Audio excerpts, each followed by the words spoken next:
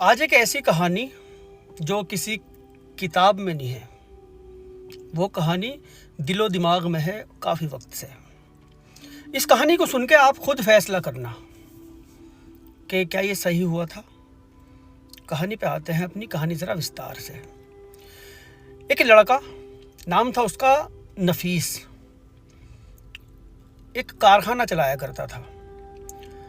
उसका एक मोहल्ले की औरत से अफेयर था। वो शादीशुदा महिला थी, ये नफीस कुंवारा था।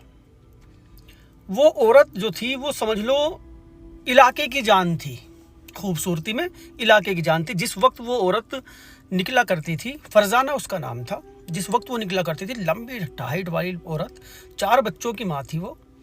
जिस वक्त वो निकला करती थी, लोग आगे से कम पीछे से ज़्यादा देखते हैं। आप समझदार हो मैं क्या कह रहा हूँ। उसके निकलने के बाद औरत के लोग चर्चा करते थे कि ये फरजाना गई यहाँ को, तो ये फरजाना ही तो है। दूर से बता देते थे ये फरजाना ही तो है। ऐसा उसका फिगर था। और जो ये नफीस था, ये लड़का ऐसा था, सभी उस पर लाइन मारते थे। करीब करीब सभी, बूढ़े क्या बुजुर्ग क्या, वो उसको देखते ज़रूर थे। उसकी चाल ढाली कुछ उसकी इस तरह की थी। और जो नफीस था, ये पान गुटके खाया करता था, दांत भी लाल। और क्या बोलूं, कहते हैं ना कूड़ी पे दिला जाए तो कूड़ी अच्छी लगने लगती है, वो वाला हिसाब था बिल्कुल। सब कहते थे तूने कैसे फंसाई इसको, तेरे से कैसे सेट हो गई, तेरे से कैसे मोहब्बत करने लगी, सवाल होते थे। अब इनका अफेयर चल रहा था दोनों का। लड़का एक कुंवारा था, माँ बाप को अफेयर के बारे में पता लगा, उसकी बहनों को पता लगा, नफीस की बहनों को, कि फरजाना से अफेयर चल रहा है इसका। उन्होंने भैया को समझाया, ये नहीं मानता था। दोनों का मिलना, घर इनका 3-4 घर छोड़ के इनका आपस में घर था इस तरह से, एक ही मोहल्ले के रहने वाले। इसका जो शोहर था फरजाना का, वो दिल्ली में काम किया करता था। दिल्ली से वो 1-2 महीने में घर आया करता था। फरजाना 4 बच्चों के साथ घर पे रहती थी। अब इस दौरान काफ़ी जब हाय हुल्ला होना शुरू हुआ, ये चर्चाएं होनी शुरू हुई कि नफीस का और फरजाना का अफेयर इतना तगड़ा चल रहा कि सारा दिन उसके घर में पड़ा रहता है, अपने कारखाने में भी नहीं रहता। उसका एक कारखाना था, उसके कारीगर को भी नहीं देखता, काम धाम भी भूल भाल गया, उसी के चक्कर में है। घर वालों ने एक लड़की की तलाश की और नफीस की शादी कर दी कि चलो भाई, कहते हैं कि शादी के बाद सुधर जाएगा। जिस चीज़ के लिए उससे अफेयर कर रहा, अब घर में ही हो जाएगी तो अपना जाने का नहीं था उधर। नफीस की शादी हुई।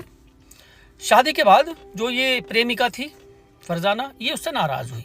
तूने शादी क्यों कर ली भाई, तूने तो कर रखी, अब इसने कर ली तो क्या परेशानी हुई। इस बात में इनका कुछ दिन तक ब्रेकअप भी रहा, कुछ वक्त तक, बस ज़्यादा नहीं, कुछ वक्त तक। फिर इनका मिलना मिलाना इसी तरह बादस्तूर शुरू। उधर नफीस की जो बीवी थी वो प्रेग्नेंट हो गई। प्रेग्नेंट हुई, एक बेटी को उसने जन्म दिया। बेटी तकरीबन वो 4 साल की थी उस वक्त। इनका मिलना मिलाना सब कुछ ऐसे ही चल रहा है। जिस वक्त ये बेटी पेट में थी, जबकि बात बताऊं पहले, जिस वक्त ये पेट में थी, रमज़ान का महीना था, नफीस घर नहीं आया करता था। अपनी बीवी से इसने दूरी बना ली थी। बस कारखाने में ही खाना पीना सोना, बिस्तर वहीं लगा रखा था, वहीं पे रहा करता था। घर आता ही नहीं था अपनी बीवी के पास।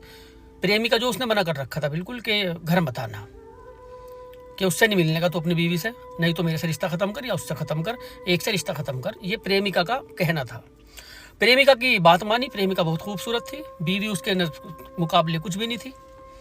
इज्जतदार घराने की वो लड़की थी, वो जो उसकी बीवी थी।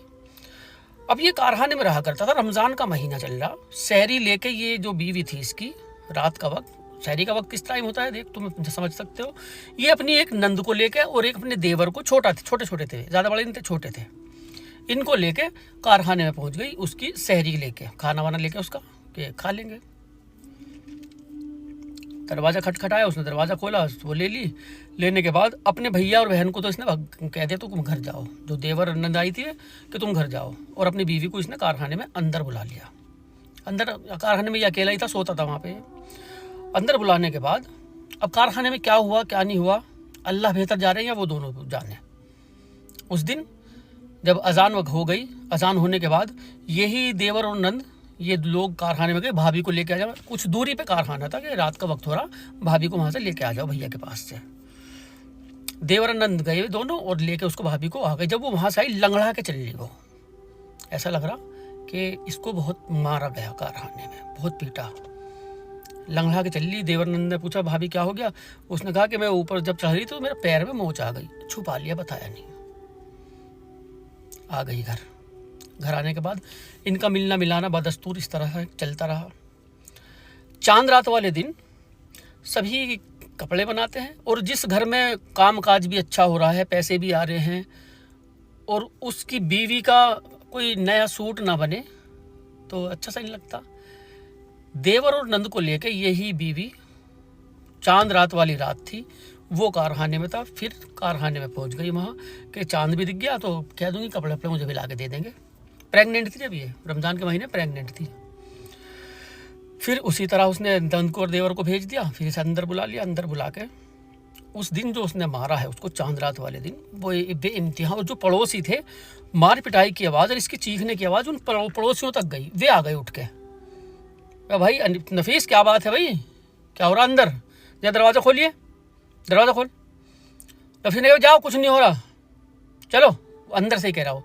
तो भाई दरवाज़ा खोल। चीखने की जो आवाज़ें थी वो बहुत भयानक थी, इतनी बुरी तरह पीट रहा था वो उसे, प्रेग्नेंट औरत को, अपनी खुद की बीवी को। तो मोहल्ले वाले जो थे कुछ 2-4 घर के लोग उठ के, भाई उठ खोल, दरवाज़ा खोल जरा।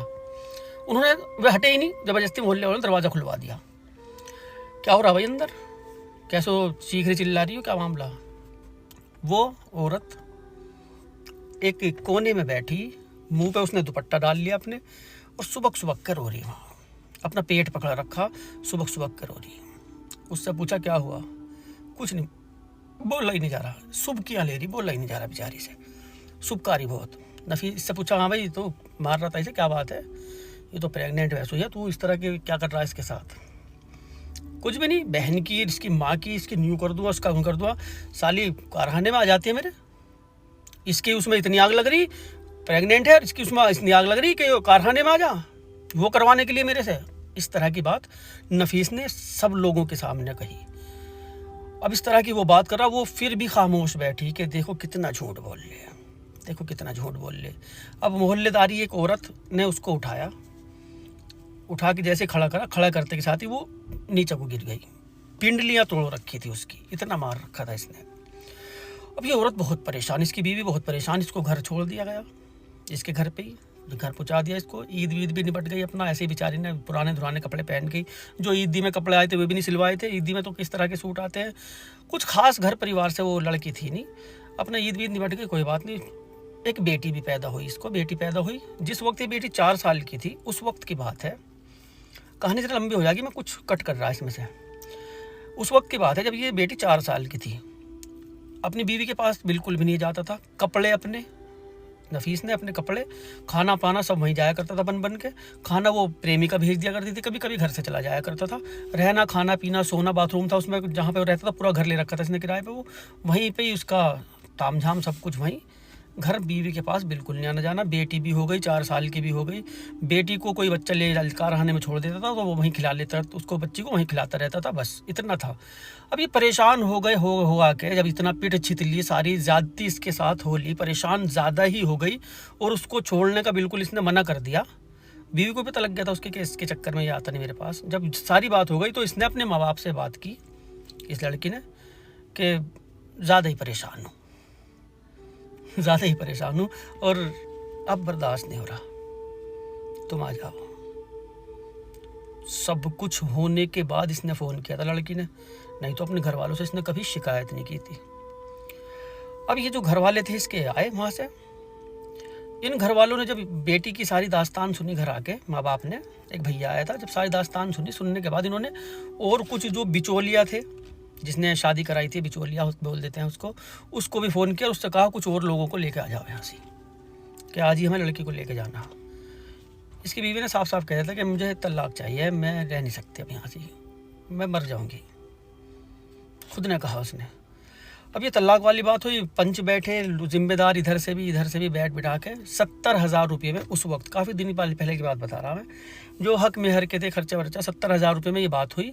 फिर 30,000 में जाके ये बात डन हुई, 30,000 में, कि 30,000 रुपये दे देंगे उसको। 30,000 की बात भी 12,000 रुपये में ये बात फाइनल हो गई कि 12,000 रुपये दे देंगे, बस बात हो ख़त्म, रफा दफा, अपनी बेटी को लेकर चले जाओ, जो तुम्हारा सामान वामान था वो ले जाओ। तलाक हो गया, ये अपना बेटी को लेकर चले गए। कहानी अभी ख़त्म नहीं हुई, कहानी तो अब शुरू हुई, ज़रा दूसरा पार्ट सुनना। 10 मिनट हो गई ना, इसलिए कह रहा हूँ, 10 मिनट से ज़्यादा यार अपलोड नहीं होती, सुनना ज़रूर।